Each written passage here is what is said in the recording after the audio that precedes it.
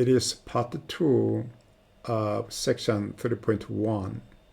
In the first part, we studied Newton form of interpolating polynomials. Here, we'll consider another form that is called Lagrange form of interpolating polynomials. Again, the polynomial will pass the data points xk, yk, case from 0 to n, here n plus 1 points, and of course xi are distinct. And here is the Lagrange form. Pn of x is y0 ln0 of x plus y1 ln1x plus, and the last one is yn ln of x. Here ln k is, each one is nth order polynomial, and here at one point the value is 1, and every other point the value will be 0. Here we'll see formally how to determine the basis ln k. Okay, the ordinates, we assume here ordinates 0, all ordinates 0 except 1 ith position, so that yi equal 1 and every other y values are 0. We assume in the beginning here. Then the Lagrange form of interpolating polynomial along with xj, then now because here only yi is non-zero, ln I will be surviving, and then the evaluate that xj. We have that. And on the other hand, here now Pn at xj must be delta ij. Delta ij is canonical delta. Once ij are the same, then the value is 1, and if ij are different, then the value is 0. Because that assumption, Pn at xj must be delta ij. Pn at xi must be 1, because yi is 1, and other ordinates are all 0, so that for other xj, the value must be 0. Right? So that is delta ij. So we can conclude here from this one and that one, we can get now this one. So therefore ln I xj, that is delta ij. Such polynomial satisfying this property is known as the cardinal function. So ln I are cardinal functions, and we can say these are basis functions. That means that for ln I at xi, the value is 1, and for every other point, the value is 0. So for example, ln0 is now here, that is x0 and x1, x2, and then here last one is xn. Then at x0 the value is 1, and for every other point the value is 0. So in this way it is made. So here ln I, ith one at xi, the value is 1, and every other points the value is 0. Okay, here in this example we'll try to construct ln I, ln k, but here will exemplify only ln0 here. Okay. Okay. Now, here,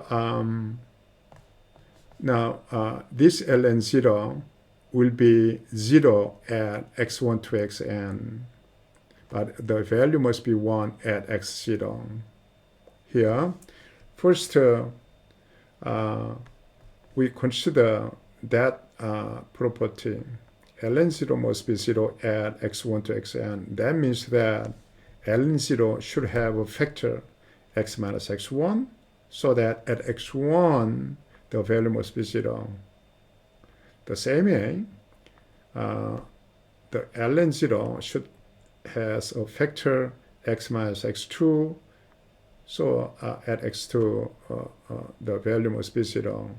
So we can, here, the same way, we can add factors, multiply factors here, so that ln0 must be here that product, x minus x1 to x minus xn, and this is already nth order polynomial, and so the remainder part is now c, or coefficient.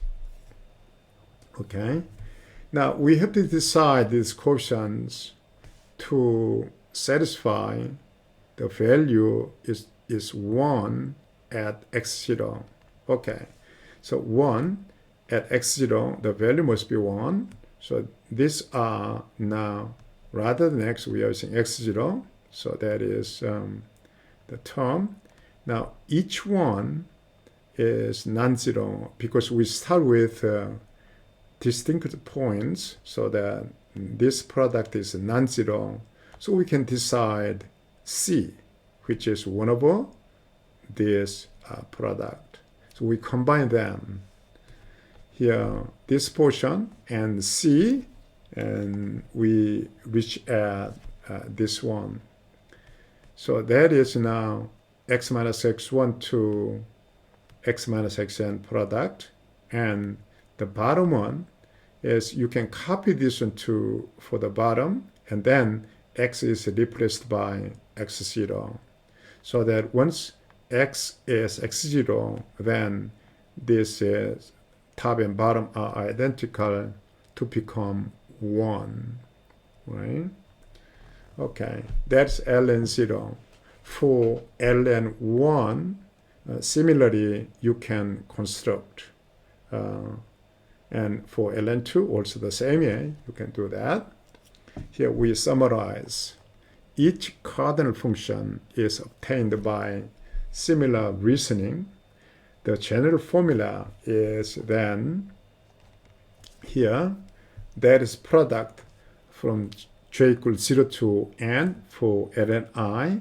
Now j must not be I. So in this product, now jumping x minus xi. So from x minus x0 to x minus xn, now product except x minus xi.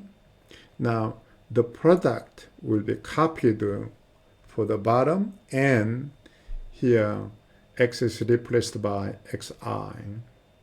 So then there is ith cardinal function, and also you may say the ith basis function. Okay, here let's consider this example. Find the Lagrange form of interpolating polynomial for the 2-point table. Okay. Now, for this is linear, so that L1 first order polynomial basis function for 0 of x.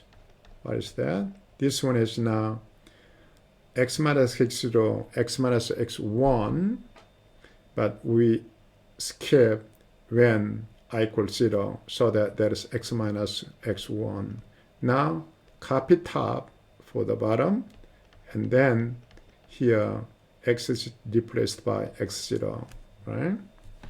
Okay, L1, 1, x, that is jump 1, but we have x minus x0, and divide by, copy it, and x is replaced by x1, so the x1 minus x0. So here pictorially, these two basic functions are given in this way. Okay, that is x1. This is x1.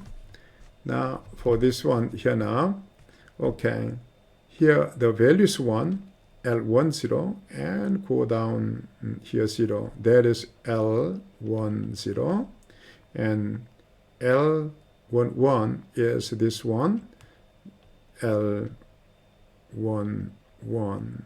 So values from 0 to 1 increasing.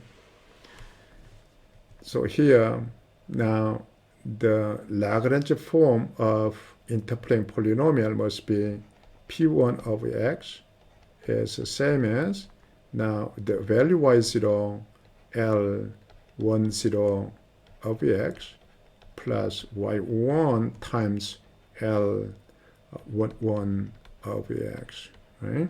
Okay, you can rewrite here, y0, L10 is this one, x minus x1 over x0 minus x1 plus y1 times L11, which is x minus x0 over x1 minus x0, right?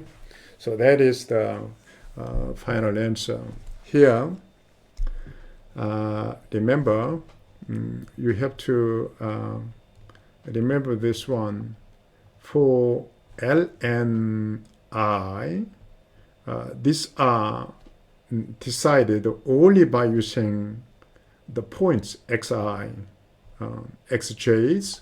So by using the x values, these basis functions are decided, and y values are added as weight, so that the eventually the Lagrange form of interpolating polynomial are constructed. Each L and I are only depending on x values, and here y values are later multiplied and added linear combination to get the Lagrange interpolating polynomial. Okay.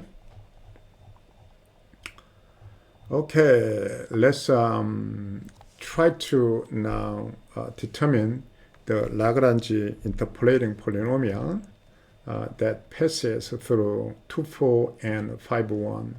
Let's try to make the data into here in table. Okay, that is x value and y value. Then x is now 2 and 5. 2 and 5. Y value here 4 and 1. Okay, so for this one, now L10 of x, that is x minus x1, x minus 5, and x0 minus x1, which is 2 minus 5. Okay, that is now minus 1/3 and x minus 5, right? And L1, okay, 1, 1, L11 of x, which must be x minus x0, and divide by x1 minus x0. We are using only x values here. Now there's 5 minus 2. So that is 1/3 of x minus 2. Okay. Okay. Now, along with that, P1 of x can be formulated in this way. Y0 is 4 times here minus 1/3 x minus 5. Okay, now plus, and 1, y1 is 1, and then here 1/3 x minus 2, which is L11 1, right? So you can simplify if you want. Okay, here we choose x0 is 2, x1 is 4, x2 is 5, and use the points to find the second Lagrange interpolating polynomial P2 for fx is 1 over x. That means that now we are choosing y value from that one. So y0 will be 1/2, and y1 will be 1 over 4, and y2 will be here 1 over 5. So this will make a data set, and by using the Lagrange interpolating polynomial, we try to approximate f over 3. The true value is 1/3, and now we try to, after constructing the polynomial, we try to measure P2 over 3 and compare the values. Okay. Now for this one, here, for example, now each cardinal function will be second order 2, of x. That is, okay, the top must be x minus x1, x minus x2. So we are using only x values, x minus 4 and x minus 5. There's x1 and x2. Divide by, and we copy this one for the bottom, and x is replaced by x0. x0 is 2, so that must be 2 minus 4, and that is 2 minus 5. So that is here minus 2, minus 3, so is 1 over 6, and x minus 4 and x minus 5.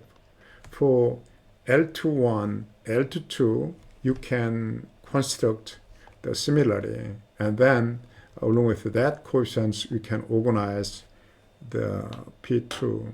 Here, rather than using pencil, let's try to use a computer. Here, f of x is 1 over x, and then now the data points are at 2, 4, 5.